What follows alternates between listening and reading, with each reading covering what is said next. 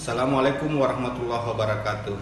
Saya Dekan Fakultas Keguruan dan Ilmu Pendidikan Universitas Muhammadiyah Makassar dengan ini menyatakan bahwa kejadian yang terjadi hari ini tanggal 15 Maret 2019 di New Zealand itu merupakan tindakan teroris yang dilakukan oleh orang-orang yang tidak bertanggung jawab terhadap saudara-saudara muslim kita.